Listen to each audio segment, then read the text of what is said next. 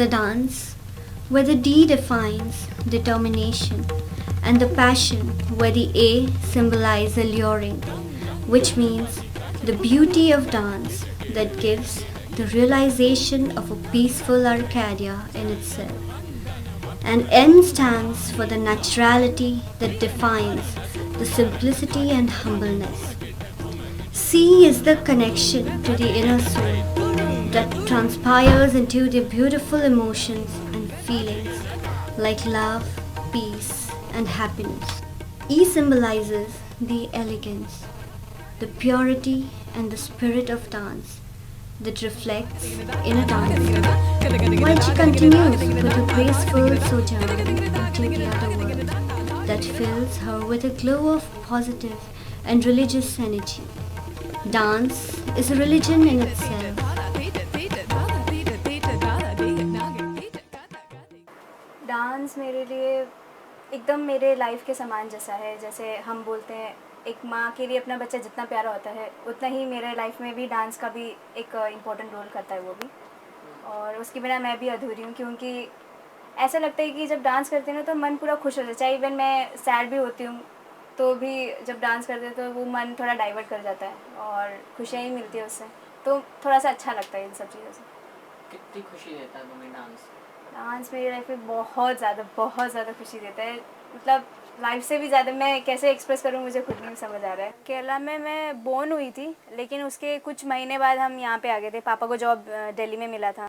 जब मैं स्कूल में पढ़ती थी तो मतलब जब समर वेकेशंस होते थे तब जाया करती थी। अब तो फिर जब 8th स्टैंडर्ड हुआ था उसके बाद धीरे धीरे पढ़ाई का वो थोड़ा बढ़ने लग गया, तो फोर्स भी होता था थोड़ा सा पढ़ाई करो वो सब। तो लेकिन मेरा डांस, मैंने बोला ना केरला में सिर्फ मैं वहाँ पे पैदा हुई थी, उसके बाद हम सीधा यहाँ आ गए थे। तो उसके बाद जब मैं 3 साल की थी तो टीवी में ऐसी कुछ डांस का प्रोग्राम चल रहा था, तो वही देख देख के मैं ऐसे एक्ट करने लग गई। तो मम्मी पापा को छुप छुप के बोल रही कि देखो देखो ये क्या कर रही है। तो मम्मी मुझे देखा तो मैंने बोला क्या होगा, आप क्यों देख रहे हो मुझे। तो मम्मी ने बोला कि मुझे लगता है कि इसमें भी थोड़ा सा वो है डांस करने का थोड़ा सा, तो एक काम करते देखते हैं इसको कहीं डांस के लिए ले। तो मेरी मम्मी की जो बड़ी बहन है उनका बेटा था, तो वो मुझे हमेशा लेके गए। तो एक मैम थी जो मेरी फर्स्ट मैम थी, वो थी कलामंडलम अनीता बाबू। तो उनके पास ले गई तो बोले अरे ये तो बहुत छोटी बच्ची है, तो देखने भी नहीं लगती कि 5 साल की है वगैरह ऐसे ऐसा। तो उन्होंने बोला कि नहीं 5 साल की नहीं है, वो 3 साल की एक्चुअली। तो उन्होंने बोला कि नहीं नहीं नहीं मैं अभी नहीं सिखा सकती, ऐसे सब बोला। बोला कि इसको 2 साल के बाद आके लेके आना तो हम सिखा लेंगे ऐसे का। तो मैंने तब ज़िद की, मैंने बोला नहीं नहीं मुझे अभी सीखना है, अभी सीखना है। तो फिर मैम ने मेरा इंटरेस्ट देखा तो उन्होंने बोला कि अच्छा तो फिर बच्चे में इंटरेस्ट है तो फिर मैं क्यों रोकूँगी उसको। इसलिए फिर उन्होंने बोला ठीक है अगर बच्चे में इतना इंटरेस्ट है तो उसको छोड़ दीजिए नेक्स्ट सैटरडे से। तो सैटरडे संडे क्लासेस होती। फिर वहाँ से जर्नी शुरू हुई, धीरे धीरे कॉम्पिटिशन्स के लिए भी जाने लगी। जब मैं क्लासेस मतलब स्कूल्स में जाने लगी, फर्स्ट तो मेरा हुआ था आई थिंक 3rd स्टैंडर्ड में थी तब हुआ था। उन्होंने फोक डांस के लिए बोला गया था कंपटीशन, तो उसमें और फिर उन्होंने सिखाया। उसमें उनकी बेटी भी थी साथ में।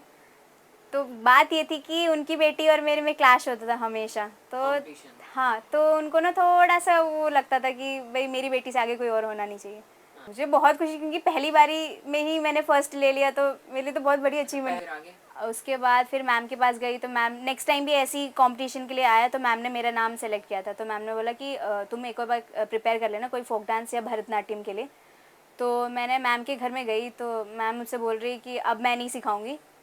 उनके मतलब चिढ़ गई थी ऑलमोस्ट कि उनकी बेटी से आगे नहीं जाना कोई कोई। तो उन्होंने बोला कि नहीं नहीं मैं अब नहीं सिखाऊंगी किसी को, मैंने छोड़ दिया ये सब सिखाना फोक डांस वगैरह। उनको सिर्फ भरतनाट्यम ही सिखाना आता था ऐसे करके, मुझसे बोल के निपटा दिया कैसे ऐसे बोल के। फिर मैंने मम्मी से बोला मम्मी मैम ने ऐसे ऐसे बोला। तो मम्मी ने बोला कि चलो कोई बात नहीं, मैम है तुम्हारी तो सुन लेते हैं, चलो कोई बात। इस बार में हुआ था जब 2011 या 12 की बात है, जब मुझे स्टेट लेवल में मिला था एज ए कला प्रतिभा। तो उसमें से वो वाला जो बड़ा है ना वो कला प्रतिभा का है। तो उसमें बहुत खुशी हुई थी क्योंकि अनएक्सपेक्टेड था। सिर्फ वो पॉइंट्स देखते कि तुम्हें कितना कितना मिला। मुझे भरतनाट्यम में फर्स्ट मिला, मोहिनीअट्टम में भी फर्स्ट मिला, फोक डांस में भी फर्स्ट मिला। तो ऐसे ऐसे करके वो पॉइंट्स देखते कि कौन से एरिया का किसको किससे सबसे ज़्यादा पॉइंट्स मिला है। तो फिर लास्ट में उन्होंने अनाउंस किया था कि रेशमा सुरेश को ये कला प्रतिभा का अवार्ड मिला। स्टेट लेवल में तब हुआ था जैसे मतलब स्कूल के कॉम्पिटिशन्स होते थे तो धीरे धीरे पेरेंट्स या कोई भी दूसरे ऑडियंस आके देखते थे कि हाँ इस बच्चे में थोड़ा टैलेंट है, तो वो आके मेरे पेरेंट्स से बात करते थे। तो वो बोलते थे कि क्यों ना अगर इसको स्कूल के ही कंपटीशन में क्यों रखते हो, बाहर का भी कोई कंपटीशन में एक बार पार्टिसिपेट करने के लिए बोलो। तो उन्होंने एक बार जन संस्कृति की बात की थी, तो वो एक जगह में उन्होंने फॉर्म भरने के लिए बोला, फिर मैं भरने गई। फिर उसके बाद धीरे धीरे एरिया वाइज का भी होता है कॉम्पिटिशन्स, तो एरिया वाइज का होने के बाद फिर उसमें भी मुझे मिला first prize and second prize ऐसे मिलता रहता था। उसके बाद फिर डायरेक्ट मुझे स्टेट लेवल में ले गए थे। एक भरतनाट्यम है, मोहिनीअट्टम और कुचिपुड़ी।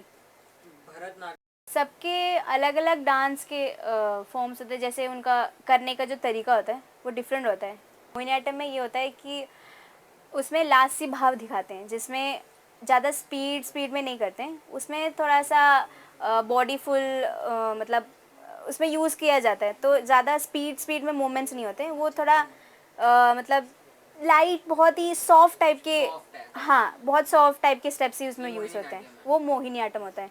अच्छा, और भरतनाट्यम? भरतनाट्यम में ऐसा तो थोड़ा स्टिफनेस की ज़रूरत पड़ती है, थोड़ा सा एग्रेशन चाहिए होता है, उसमें थोड़ा भाव का एक गर्व जैसा महसूस करते हैं, वैसी वैसी एक्सप्रेशंस भरतनाट्यम में आती है। और कुचिपुड़ी में ऐसा होता है कि जैसे थोड़ा सा जैसे लड़कियों का फिगर्स होते हैं, पोस्चर्स होते हैं, तो वो उसमें अच्छे से दिखते हैं। उसमें लास्ट भी होता है, साथ में ये गर्व का भी दोनों मिक्सचर होता है। मोहिनीअट्टम केरला से है ये पता है, और भरतनाट्यम तमिलनाडु से, और आई थिंक कर्नाटका से है ये कुचिपुड़ी।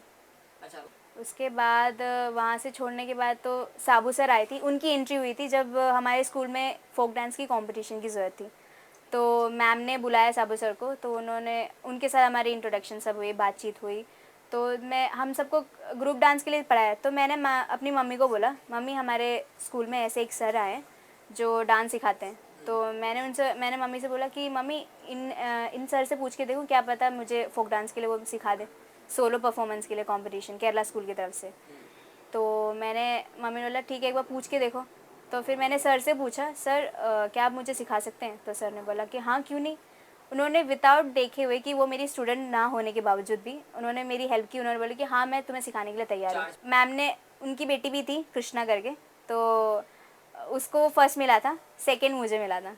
मैम तब भी खुश होना चाहिए था, बट जब मैं नेक्स्ट बार क्लास में गई, उन्होंने बोला कि अब तुम क्यों आई हो, मुझे तुम्हें सिखाना ही नहीं है, तुम्हें तो सिखाने वाले बहुत सारे लोग हैं, तो फिर तुम उसी के पास जाके पढ़ लो। मेरे पास फील था उस टाइम जब? मैं उस टाइम, मुझे खुद नहीं पता, मैं ऐसे पूरी 1 घंटे के लिए वो मैम को देख के दूर खड़ी थी कि मुझे शायद अभी बुलाएंगी डांस के लिए, लेकिन उन्होंने बुलाया नहीं। वो बाकी बच्चों को सिखा रही थी मुझसे। हाँ हुआ, फिर मैं ऊपर चली गई, मतलब वो नीचे होता था। उस टाइम मुझे खुद नहीं पता कि उस टाइम मुझे क्या फीलिंग्स हो रही थी, मतलब एकदम शांत सी, मैं कुछ भी नहीं रिएक्ट कर पाई। मैं सीधा फिर पापा के पास चली गई पूरे 1 घंटे के बाद, जब क्लास ख़त्म हो गई। फिर मैं पापा से बोल रही कि पापा ऐसे ऐसे हुआ कि मैम ने ऐसे बोला। तो पापा ने मम्मी को बोला, मम्मी आई थी, सीधा उनसे बात करी कि आप ऐसे कैसे कर सकते हैं, आप गुरु हैं, आपको इतना भी नहीं पता कि एक स्टूडेंट अगर उसकी, आपकी पहचान कैसे बढ़ती है, स्टूडेंट्स के थ्रू ही बढ़ सकती है। तो आपको ये सोचना चाहिए कि आपकी स्टूडेंट ने ही फर्स्ट प्राइज़ जीता है या सेकंड प्राइज़ जीता है, तो वो आपकी बड़ी बात है, आपका नाम बढ़ रहा है, आप ये नहीं सोचते हो। तो मैंने ये सोचा था लास्ट में कि शायद अब मेरा डांस का करियर यहीं पे ख़त्म होता है, मैं नहीं सीख पाऊँगी अब। तो धीरे धीरे सर ने खुद मुझसे आके पूछा, रेशमा तुम मेरे पास आके डांस सीखना चाहोगी? उस दिन मेरी खुशी का ठिकाना कोई भी नहीं था। मैंने बोला कि हाँ ज़रूर सर, आप मुझे बताइए कहाँ पे। वो सर थे, मतलब एक सिटी फोर्ट ऑडिटोरियम में डांस का प्रोग्राम था, तब मैं उनसे मिली थी। तो ऐसे बोल रहे थे कि एक मैम आई है केरला से, तो वो हमें सिखाएंगी सीधा DMA में, जो दिल्ली मलयाली एसोसिएशन है, वो मेरे मुनीरका के पास में ही है। तो ऐसे मेरी फ्रेंड की मम्मी ने आके बताया मेरी मम्मी को। तो तब हमने बोला कि अच्छा फिर पास में भी है तो हम सीख भी सकते हैं। हमेशा सपोर्ट करते हैं मेरे, चाहे कुछ भी, मतलब बहुत सारे ऐसे सिचुएशंस में हम गुजरे भी हैं, बट उसके बावजूद भी मेरा डांस कभी क्लासेस मिस नहीं करना करके बोल के मुझे छोड़ते थे, चाहे कितना भी प्रॉब्लम्स हो। घर में थोड़ी प्रॉब्लम होती थी कि फाइनेंशियली थोड़ा प्रॉब्लम होता था, तो भी मुझे छोड़ते थे, बोलते कि नहीं डांस क्लास नहीं छोड़ना। फादर हाँ ज़्यादा सपोर्ट करते, क्योंकि उनको बहुत पसंद है कि मेरी बेटी डांस करती है, उन सबको बहुत ज़्यादा पसंद है ये सब चीज़ें, क्योंकि उनकी जो बहनें हैं वो भी डांस में थे, लेकिन वो ज़्यादा आगे नहीं जा पाई जितना मैं अब जा पा रही हूँ, तो इसलिए उनको। Our backbone supports our body. Similarly, the major push in one's life is the strong support of the parents. In spite of financial difficulties, the parents of Reshma Suresh have always stood beside her and did not ever let her feel any of the strain they went through. Mother's angel and father's princess, Reshma has, till date, left no stone unturned to make them feel proud of her whenever it comes to dance. नहीं है, लेकिन इसको बचपन से ये शौक था। Dance कहीं पे भी गाना आते हैं ना, वो तो नाचना शुरू होती है, इसलिए तो हम डायरेक्ट उसके डांस टीचर के पास लेकर चले गए। अच्छा उसने मना किया, पहले छोटे उम्र से 3.5 में नहीं लेगा, फिर बोला 5 साल के बाद ये खुद ही बोला मेरे को अभी सीखना है, फिर टीचर ने हाँ बोल दिया। कैसे तो सब खुशी होती है, तो ये मुझे बता रही थी आप आंखों में भी आंसू आ गए थे स्टेट लेवल पे जब जीती थी। ये तो होती है ना खुशी के। अच्छा काफी खुशी हाँ होती है। कभी खुशी काफ़ी खुशी होती है ना इसमें क्योंकि इसका पापा एक ड्राइवर होते हुए इतना पैसा खर्च करते हैं ना इसके ऊपर। पैसे का हम इतने पैसे, अभी तो प्रॉब्लम नहीं है, थोड़ा कुछ सही हो गया, इसका भाई भी काम करने लेके हो गई। पहले तो सिर्फ पापा का काम होते थे ना, तो पैसा है तो सब कुछ है, पैसा नहीं है तो कुछ नहीं। आगे बढ़ना मुश्किल होती थी, स्टेट लेवल तक चले गई और कला प्रतिभा मिल गई इसको। ये इसका अभी का टीचर है ना डॉक्टर निशा रानी, उनका यही है, उसने सारा सब कुछ इसका फ्री में बढ़ाया, कुछ एक पैसा तक नहीं लिया है। रेशमा एक वो भी होता है कि A grade artist, B grade artist, सुना है इस बारे में? हाँ वो दूरदर्शन के लिए एप्लीकेशन दे रखी है अभी। दे रखा है, तो उन्होंने बोला वो बताएंगे। अभी बुलाने का टाइम है, अब हम तीनों के लिए दे रखे है। कुछ से ज़्यादा भी है ना फिर उसका ऊपर।